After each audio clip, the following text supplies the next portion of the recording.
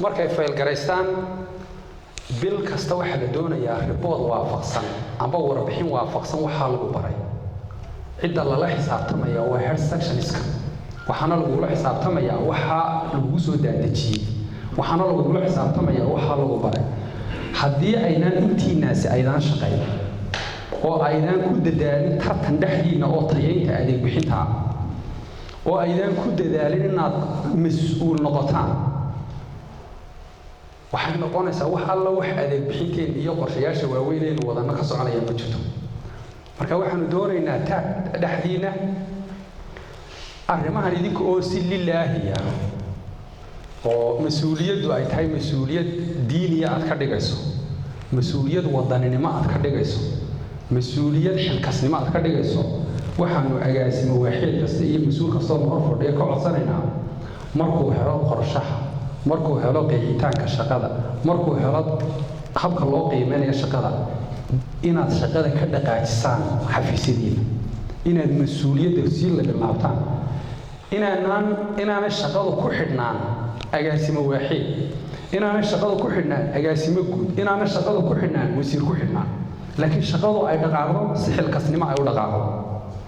bil walbana riboodkeeda qiimeynta aynu kala qaadano casharadu inay waxdiin tarayaan iyo inaanay dee ag marayaan aynu qiimeyno insha Allah marka runtii waqti fiican waqti baad ayaad ka soo jarteen aynu xafiisyada dalka ugu shaqayn lahayn waxaanu rajaynaynaa insha Allah kulanka inaad maanta kulan qiimo leh oo wadaniyadii ay ku dheehan tahay oo xilkasnimo ay ku dheehan tahay insha Allah inuu inoo noqdo oo dalkeena aynu wax ugu tarno tababarada aynu qaadanayno iyo mas'uuliyad waad ogtihiin oo inta badan dadkiina asxaabtiina wareegta ciidamadeena qaranka mas'uuliyiinteena kala duwan amba ciidamadeena qaranka markaad eegto waa dad ina la mid ah naftiisii ayuu u sadqeeyay inuu frontka hore fadhiyo isagoo caruurtiisa aan waxbarasho u helayn hagaagsan manfaca aynu siin aynu ognahay haddana sacrifice uu ku joogaa inuu xuduudda dhiiggiisa u huro oo uu qarankeena qiimo u yeelo adigu maanta haddaba adigoo aqoon-yahankiiya